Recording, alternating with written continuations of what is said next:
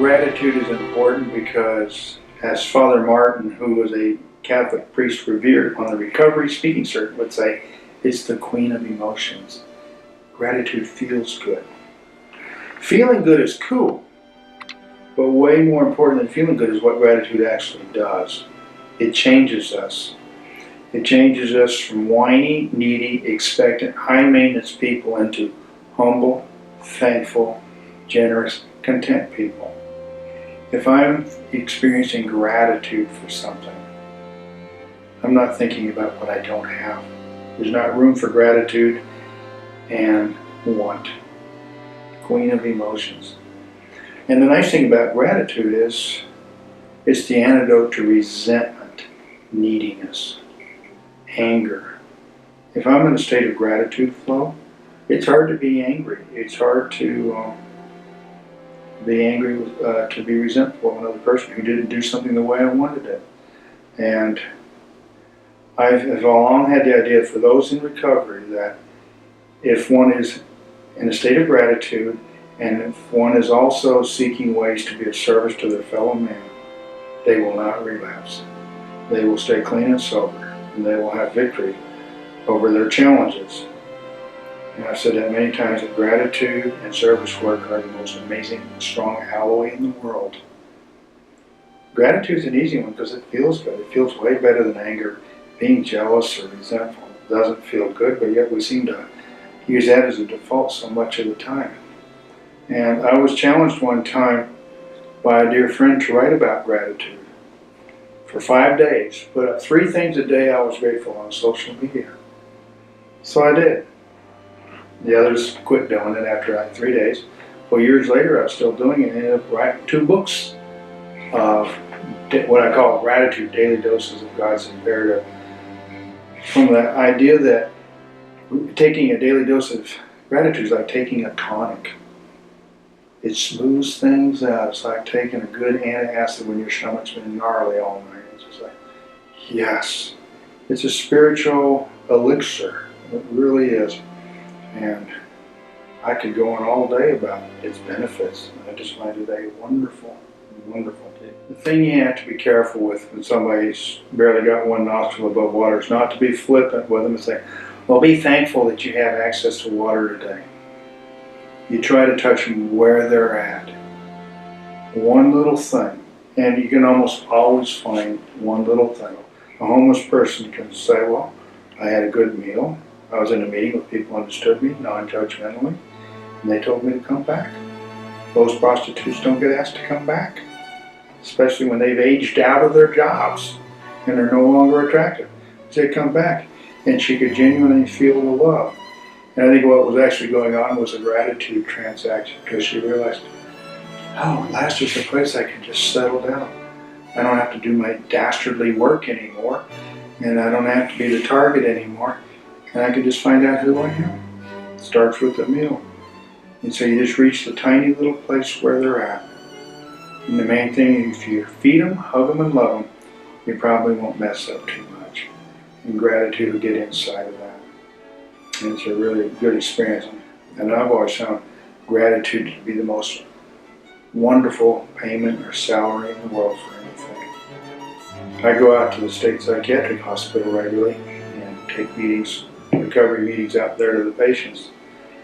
And when I watch 1 or 2 of them get it, give them a little bit of hope and they get it, and the gratitude they will sometimes express. And these are people who've been in prison 5 times or 100 times or whatever. These are some hardened people.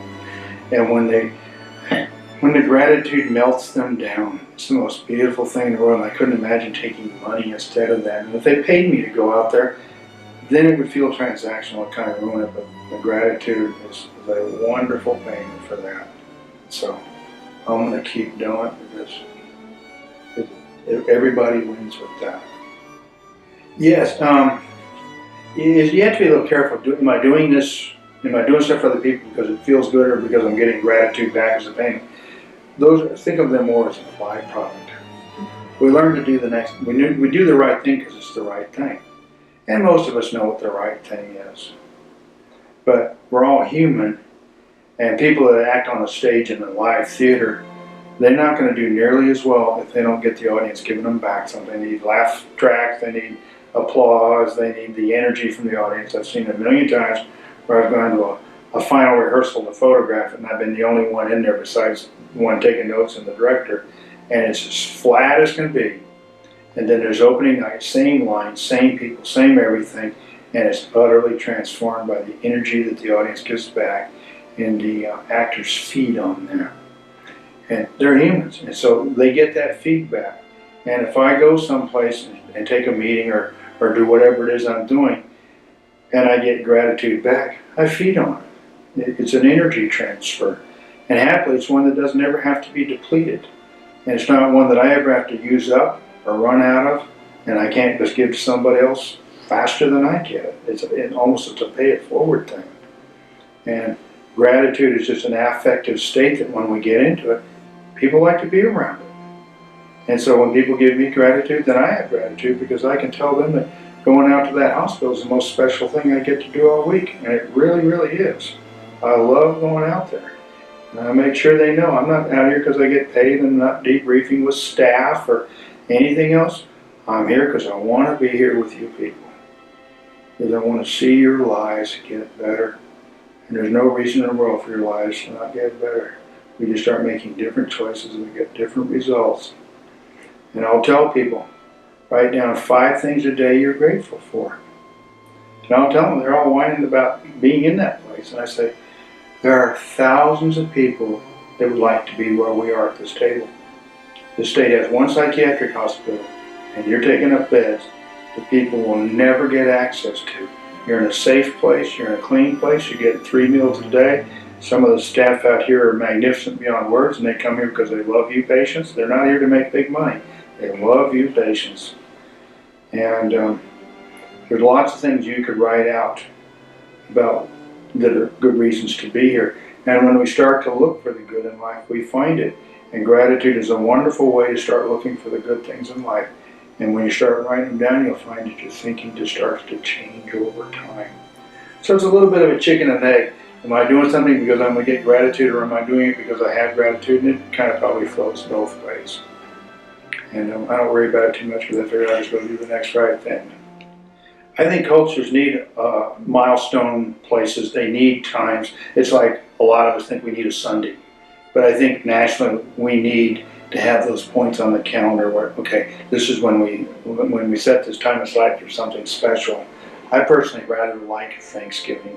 I like the gratitude sensibility of Thanksgiving. I like the patina of Christmas and the expectancy of New Year's and that sort of thing. They can, especially New Year's, can be a time of kind of introspection. Where have I been and where am I going? Thanksgiving is more of, wow, some good stuff happened this past year. Thank you. And you don't have to do any big explanation of it or anything. Just thank you always works. And I've said many, many times, there's lots of things I have no knowledge of. Why do some people get killed in their houses in an earthquake in Mexico? Why do some people get their houses washed away in a storm surge in hurricanes in Florida? Why is my house high and dry and well? I don't know. What I do know is being grateful is always an appropriate response to stuff that I can't explain. I can't say why you lost and I did. I can be grateful I didn't and leave it at that, because otherwise it turns into offensive meddling and trying to figure it out. But Thanksgiving's cool for me. I like it. I'll probably do turkey and go find people that don't have a place to go around about, make sure they do. And that always feels good. They like it, I like it. A fellow one time said, just enough is a feast. You'll never have enough unless you're already grateful. If you're grateful, then you have enough. And that's not a chicken egg one. If you're grateful, you have enough. Doesn't matter how much you have, but you have enough. And you'll be the richest person in the world. Look at how many rich people, they're out there scratching for more money.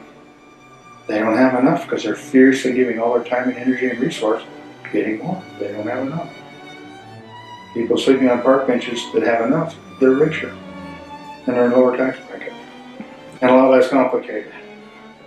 Gratitude is a good thing, and Thanksgiving might be a nice time to start a new little tradition for yourself, and maybe each year thereafter.